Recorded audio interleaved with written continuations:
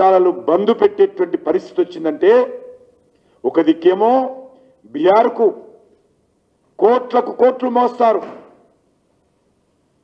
హర్యానా ఎలక్షన్స్కు మోస్తారు, ఢిల్లీ ఎలక్షన్స్కు మోస్తారు, జమ్మూ కాశ్మీర్ ఎలక్షన్స్కు మోస్తారు, ఒరిస్సా ఎలక్షన్స్కు మోస్తారు. గత జనరల్ పార్లమెంట్ ఎలక్షన్స్లో కార్ల డిక్కీలలో పెట్టి ఢిల్లీకి పైసలు పంపిస్తారు. కానీ తెలంగాణ బడుగు బలైన వర్గాల బిడ్డలు చదువుకునేటువంటి కళాశాలలో వాళ్ళ ఫీజు రియంబర్స్మెంట్ చేయడానికి మీకు మనసు రాదు. కాంట్రాక్టర్లకు పైసలు ఇస్తావు,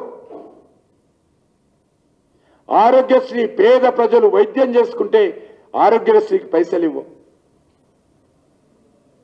హైదరాబాద్ నగరంలో వీధి లైట్లు కాలిపోతే వీధి లైట్లు కొనడానికి డబ్బులు లేవు, నువ్వేమో పెద్ద పెద్ద మాటలు మాట్లాడతావు.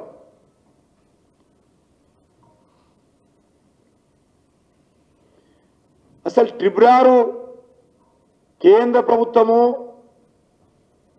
ప్రిన్సిపల్గా ఆమోదం చెప్పినప్పుడు నువ్వు ఎక్కడున్నావు? అసలు ముఖ్యమంత్రివా? అసలు ట్రిబ్యునల్ గురించి నీకేమైనా తెలుసా? ట్రిబ్యునల్ మంజూరు చేసింది మేము, కేంద్ర ప్రభుత్వం. ఈరోజు ట్రిబ్యునల్కి అడ్డుపడుతుందంటాడు. మెట్రో గురించి అడుగుతా ఉన్నావు, నేను ఛాలెంజ్ చేస్తా ఉన్నాను. ఇంత అవగాహన లేనటువంటి ముఖ్యమంత్రి, ఇంత దుందుడుకు ముఖ్యమంత్రి, ఇంత నోటి దురుసు ముఖ్యమంత్రి తెలంగాణకు ఉండడము కేసీఆర్ తర్వాత రేవంత్ రెడ్డికి దక్కింది.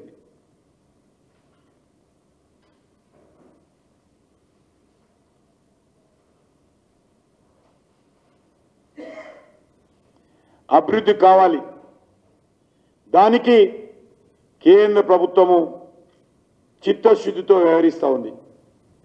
నేను మొన్న జరిగినటువంటి మీట్ ది ప్రెస్లో ఈ యొక్క హైదరాబాద్, తెలంగాణ కాదు ఒక హైదరాబాదే, ఏమేం చేశామో ఒక 55 నిమిషాల పాటు అనేక అంశాల మీద సవివరంగా నేను వివరించాను. హైదరాబాద్ నా పార్లమెంట్ కాన్స్టిట్యుయెన్సీ అందులో భాగం. మరి దీనిపైన చర్చించడానికి సిద్ధంగా ఉన్నారా? నేను గతంలో కూడా 3 గంటల పాటు ఆర్టీసీ కళ్యాణ మంటపంలో హైదరాబాద్ మేధావుల ముందు, హైదరాబాద్ మీడియా ముందు, హైదరాబాద్ నగర ప్రముఖుల ముందు నేను పూర్తిగా పవర్ పాయింట్ ప్రజెంటేషన్ చేశాను. రేవంత్ రెడ్డి నువ్వు టైం ఇస్తే, కేసీఆర్ టైం ఇస్తే నేను మళ్ళీ లేటెస్ట్గా మోడీ ప్రభుత్వము, బీజేపీ ప్రభుత్వము తెలంగాణ రాష్ట్రానికి గత 10 సంవత్సరాలుగా ఏం చేసిందో నేను సవివరంగా డాక్యుమెంట్స్తో సహా వివరించడానికి సిద్ధంగా ఉన్నాను.